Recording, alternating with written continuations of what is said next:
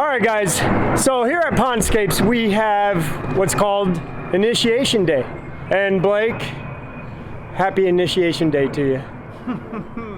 So what Blake has in his hand is known as just a cute little grub. Now I am gonna quote the great Ed Ballou, pound for pound, that grub has more protein than beef. Blake, how do you feel about a protein boost? You know, I don't know about this one, boss. Yeah, go ahead. Now, all you do is just shove it right in your mouth. Let me see. Go ahead. It's still alive. It won't be as soon as you chew on it. Oh no. And swallow it. $20 is $20, right? $20 is $20. Son of a bitch. Well, here we go. Cheers.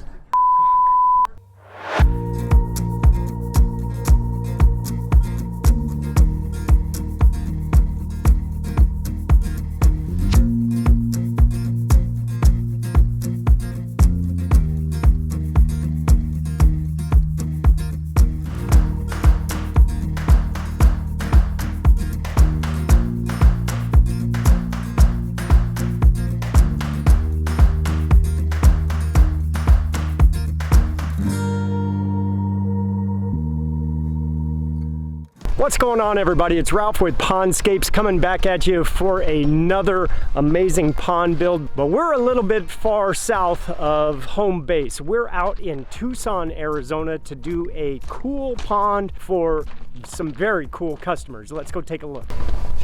Make sure this is unlocked. It's locked, JD.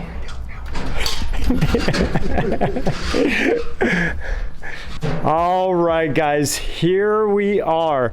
This is our canvas that we're going to be working with for this pond. It is going to be an 8x10 pond with approximately a 8-foot long stream and waterfall blowing right through this decorative retaining wall. So the idea here is to cut a section of that wall out, do some creative rock work to make it not look like the wall was cut, and have that waterfall meander, splash, traverse, create its beautiful sound and view, and voila, we have a pond.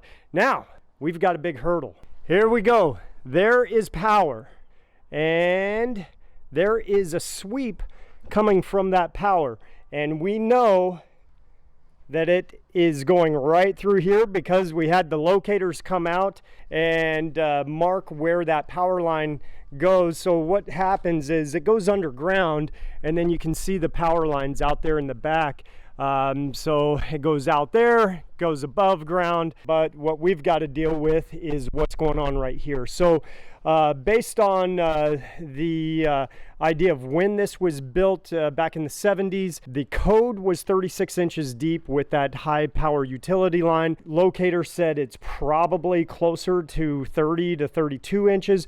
This pond is going to be 24 inches deep. However, we do dig a little bit deeper just to ensure from the top of our gravel to the water surface is going to be 24 inches deep. So we've got to be real careful when we're digging through here. We're going to dig nice and slow and hopefully don't come in contact with the top of that power line. Other than the risk of electrocution, this should be a pretty easy project.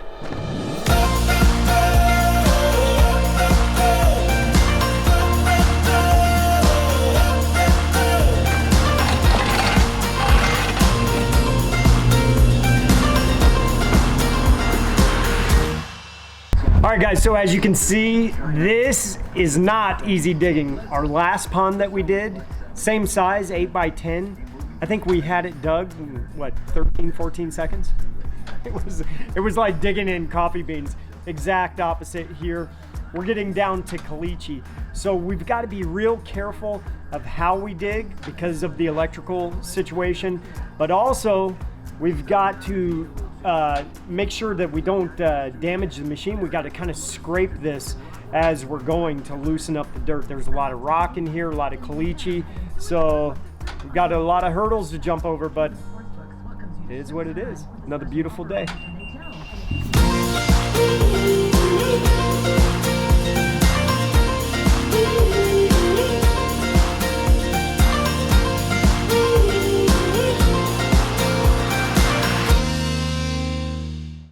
You can see we did find that main line, that power. So what do we do?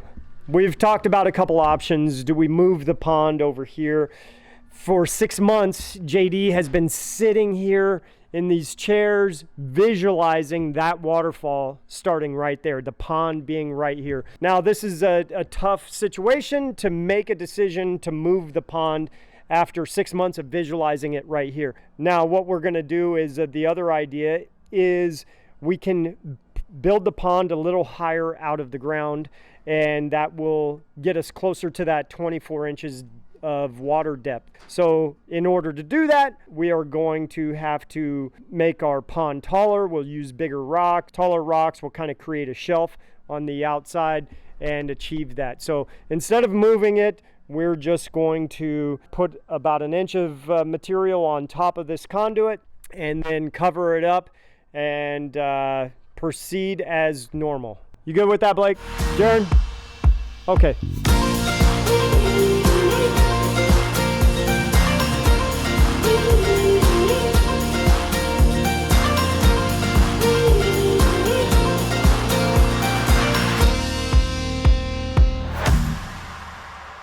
All right, guys, so here we are, the end of the day. Man, this was some tough digging right here.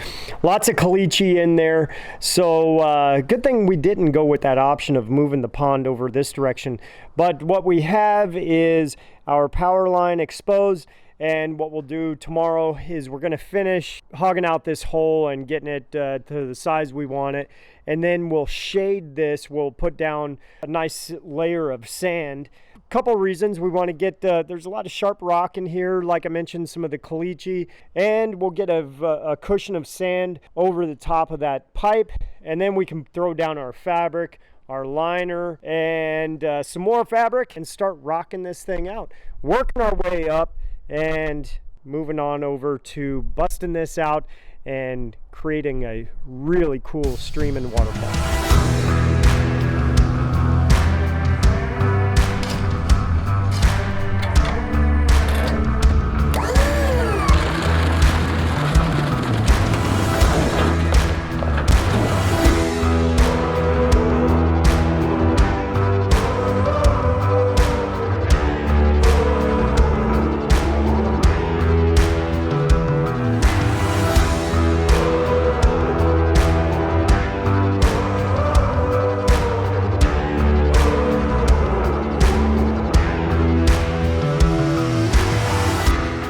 Alright guys, so it is fabric time. So what we've got here is a big chunk of our underlayment.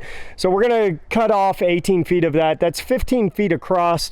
So an 18-foot section will take us from here over to here. We want to have a little bit of overlap on each side. We've got plenty of fabric to work with, and it's only 8 feet across this way, so that 15-foot section of fabric will be just fine. We'll have plenty of overlap, and we'll do the excess overlap on that side. And then that way, when we cut a section of that wall out, we can lay that overlap of fabric, and our liner will go over. Everything will jive very nicely. Now you can see we've got our sand put down, and we've got a nice cushion of sand to do two things: protect that electrical line that we know is there, and the other thing is we have got a rocky caliche soil situation, so that also helps cushion that bottom of the pond. So when we start setting those big boulders, they're not sitting on like a rock hard surface, they're sitting on more of a cushion, so that's better protection for our liner.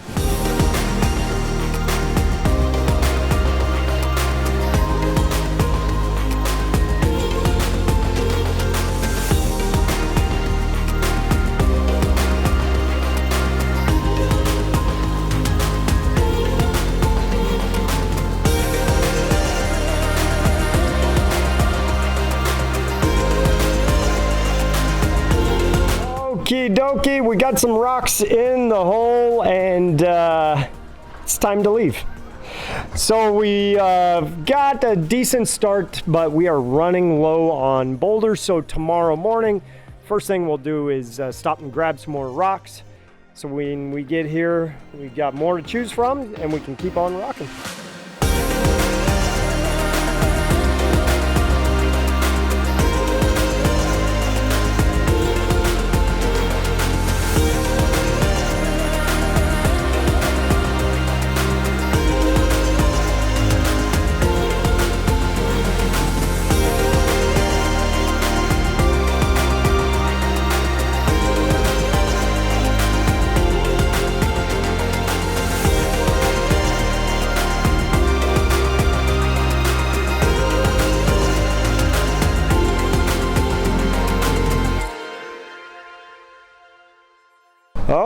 Okay guys, we are doing pretty good, getting some rock work done. So again, our pond is lifting up out of the ground a little higher. So back here, you can see the height of our liner. We really were pushing the limits on how wide we were going. We did dig a little wider and a little longer, so we really stretched this liner out as much as we could for this excavation. And so we're gonna have to pinch our liner way up like this, backfill our dirt up to here, because our water level is going to be right about there, and then we'll do some rock work out here so we don't have a slope coming off the back of that. And then when they do some travertine or pavers or wood decking, that'll come off and cut right around the back of this rock work. So that'll look really cool. You can see we're working our way over to that skimmer. We'll have the boulders built up around that, attach that face plate to that, and then come around the backside, backfill with dirt, and get that all tidied up this morning and get our fish cave. Right now, Blake is setting up the grinder. That's about the location we're gonna put that fish cave in.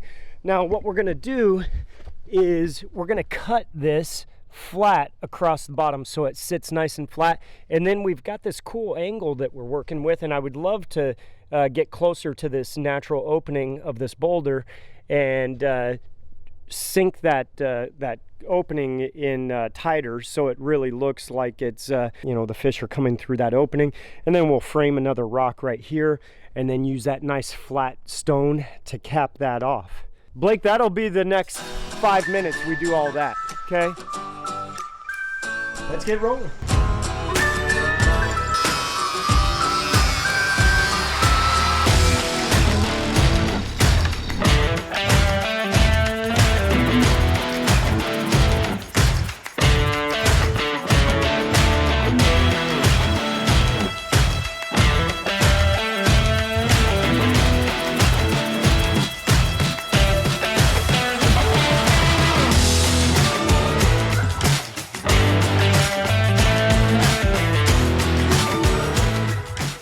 All right guys, so this is what it looks like to get our fish cave tucked into place. So what we did is we cut that lower section of it so it sits nice and flat on the bottom. We don't want it rolling, and we also want to maximize that potential housing square footage. And then what we did is we also cut it to match the contour of this boulder, and then we foamed it in.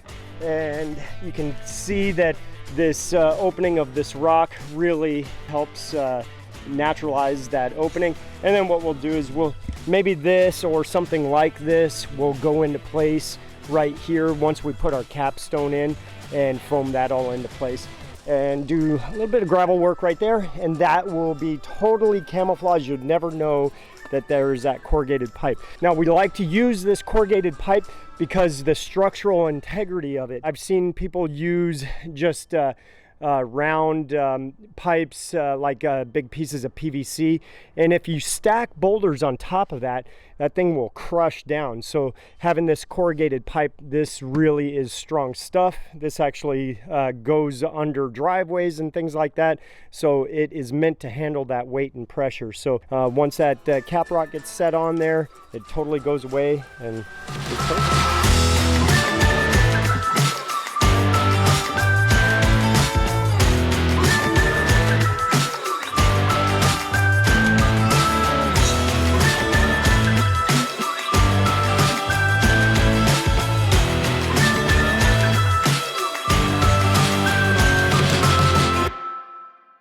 All right guys, and there you go. There is our fish cave. So right now what Blake is doing is putting a little bit of gravel under there. Got a little bit of a gap, so we want to fill that in, tighten it up, and then we'll put a chunk in the front to totally camouflage that. And then we'll gravel this edge right here. You'll never know that there's that cave in there until you see those fishies' faces sticking their faces out.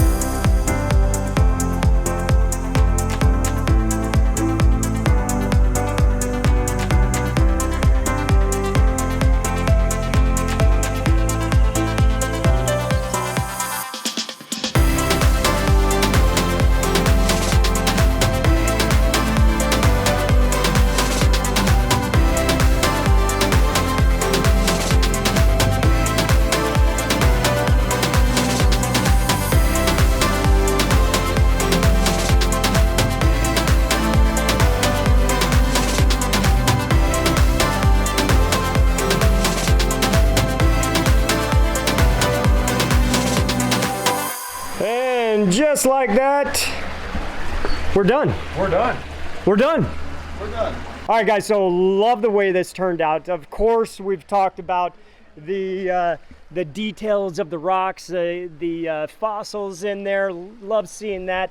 Even these lines, the age, you know, if this was a tree, we can tell how old it is, but it's not a tree, it's just a rock. I just love the way this waterfall turned out and the width of everything.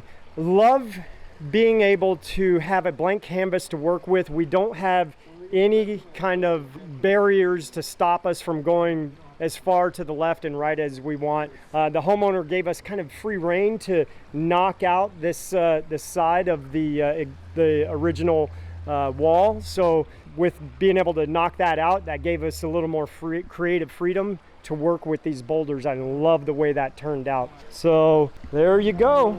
All right, guys, there you have it. We are all done with this project. Leave those comments down below. Let us know what you think. That really helps us out. If you liked it, leave that thumbs up. If you know somebody that could benefit from having a pond in their backyard, share this with them. Let them know that we're out here doing this, and we will see you on the next video.